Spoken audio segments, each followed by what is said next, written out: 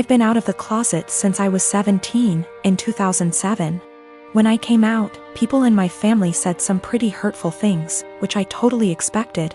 Being from a Southern Baptist family it hurts to admit this, but my older brother at the time seemed very receptive, surprisingly. He told me that if my dad ever gave me any trouble, to call him and he'd talk to him. That was really the last time we talked about it. Flash forward 13 years, I'm 30, and I'm getting married to my fiancé Scott next year in April, if COVID so graciously allows. I started putting a package together of fun things from my brother and I's childhood, all with the intention of asking him to be my best man. However, he called me 2 weeks ago, claiming he's wanted to talk to me about this for a long time. He went into the long tangent about how being gay is wrong and isn't what God wants. He said he thinks Scott is a nice guy and he loves me, but he doesn't think it's right that we're getting married. It was quite a shock, as Scott and I have stayed with him multiple times when we visit my hometown. To top it off, and what hurts perhaps the most, he said my 3-year-old niece, whom we adore, won't be coming to the wedding because he didn't want to have to explain to her what was going on here. Notice he only said that she wasn't coming to the wedding. I think he fully expected to still be invited after this.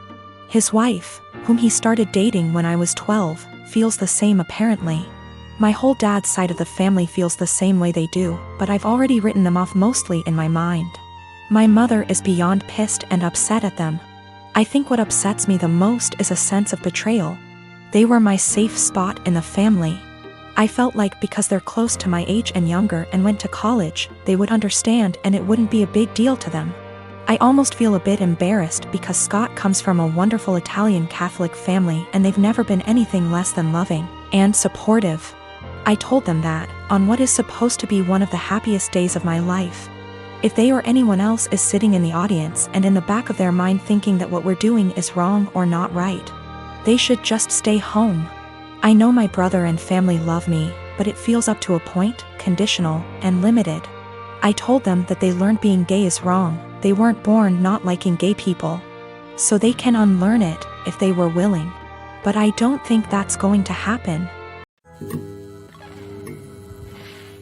My friend came to me yesterday at lunch with screenshots of my boyfriend's Tinder profile. The pictures were all old photos, so I confronted him immediately, expecting to hear something like, "Yeah." I forgot to delete that. Which is cool. He denied being on Tinder at all, and my friend suggested that she make an account, set it to his specifications, and see if he turns up. And there's his profile. So, this means that my boyfriend has been active on Tinder within the past 2 weeks. I confronted him with this and he changed his story. Now he's saying that his friend has been using his account. He shows me his phone and says, "Look, I have nothing to hide." And of course the app is deleted. So I take his phone, download Tinder, log in with his Facebook and see that he has been active, albeit infrequently. There was one girl that he tried to meet up with back in May when I was out of town. The girl gave him her phone number, and even though he deleted whatever messages they exchanged, I still saw that he had her saved in his contacts. So that's about everything that I know. He either cheated on me or planned on cheating on me while I went out of town, and I'm sure this isn't the only time it's happened. This relationship is pretty much over. He is swearing up and down that it's not true. He doesn't use Tinder and he doesn't know this girl. I'm going crazy with how much he's outright lying.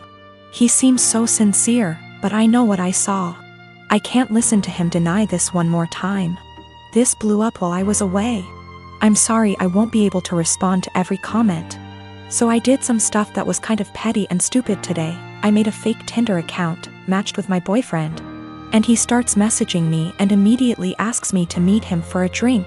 We agree to meet by a fountain in the center of my town, and I pack up all of his stuff in a tote bag, put on a great outfit and went to the fountain. I stood kind of out of the way of the fountain in the shadows where I could watch the street that I knew he'd be arriving from. I was devastated, but I figured this way I could catch him without a doubt and end things quickly. All the time, he's messaging this girl on Tinder. But he didn't show up. 2 of his roommates did. We didn't speak, I don't know them well, but they watched me for a while. Figured out what was going on after a few more Tinder messages, and left quickly. So I wait a few minutes and I call my boyfriend and ask him where he's at. He says he's just gotten off of work and he's going to meet his roommate for a drink. I confront him with the fake Tinder profile and he's dumbstruck and furious with his roommate, who he swears up and down is behind all of this. I'm at home now, just emotionally exhausted and confused. Whatever is going on with his roommates is super sketchy and creepy. Up until this point my boyfriend and I had a great relationship. Really, no red flags anywhere. If I had already been suspicious that he was cheating, this would be a much easier break for me. The most recent message on his Tinder account, when I checked it yesterday, was sent to a girl he had matched with before we met. It said, "Would you want to meet up with my friend?" My boyfriend is the kind of person whose iPhone passcode is 0000. I wouldn't be surprised if his roommates did know all of his passwords. So, his Tinder account is still matched with my fake profile. To me, that indicates that he probably isn't the person operating the Tinder profile. If it were him, wouldn't he have blocked the fake profile immediately? A lot of people have said that he probably sent his roommates to check things out for him. I can't write that off entirely, but my gut says that it isn't true. I just don't think it's very likely. When it comes to his roommates, I'm very concerned that they have been using his profile to trick women into meeting with them. The fact that his profile hasn't been deleted makes me worry that my boyfriend is in on this. So that's about where I'm at right now.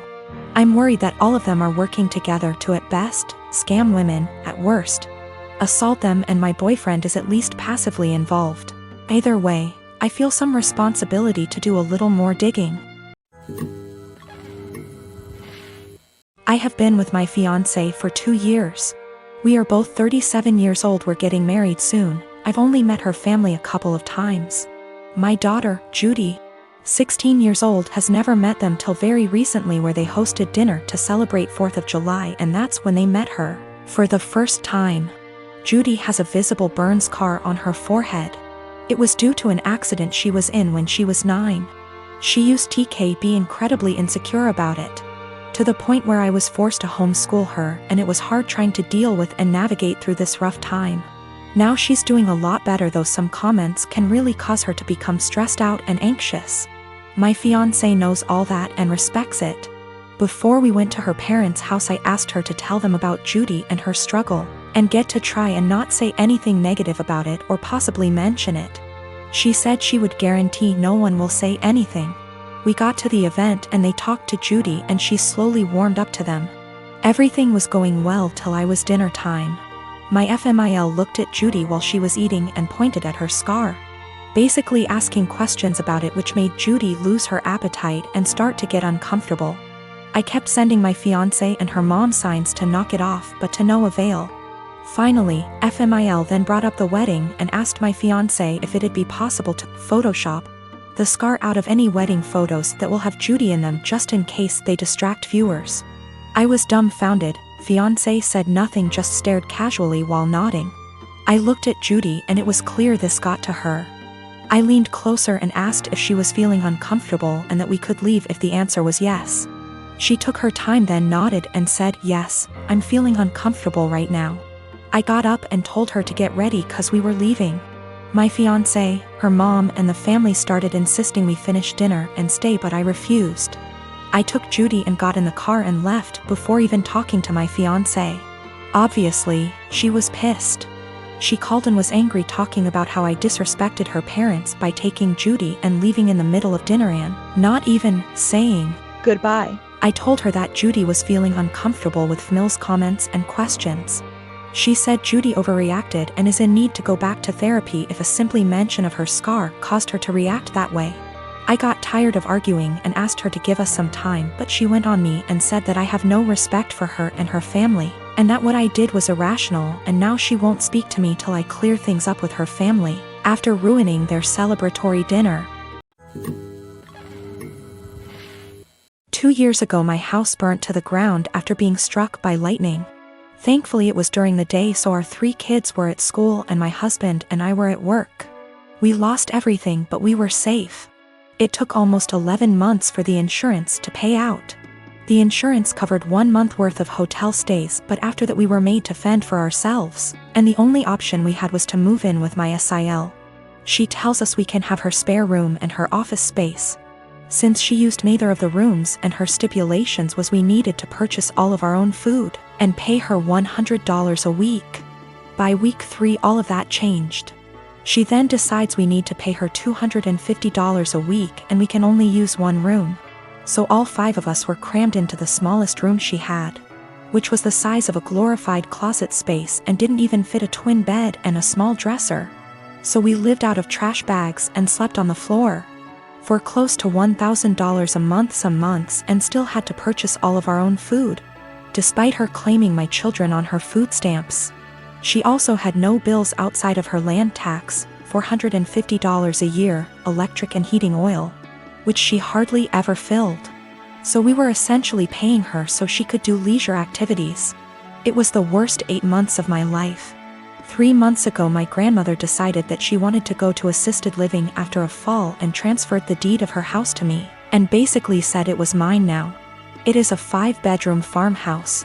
My boys insist on sharing a room, so we have 2 extra bedrooms. Well, my sister-in-law lost her house last month due to not paying her land tax for several years and asked if her and her stepdaughter could stay with us until they get enough money to move down south. I said sure, 1 bedroom, $800 a month, and you have to buy and cook all your food separately because my daughter is vegan. She looked at me like I had 10 heads and said that she and her stepdaughter should not be made to share a room when there are 2 extra rooms, and stated she cannot afford a rent of $800 while purchasing all of her own food on top of it. I said, neither could we, but we managed to cram 5 people into a glorified closet space while you were getting $1,000 and food stamps. Take it or leave it. She decided to leave.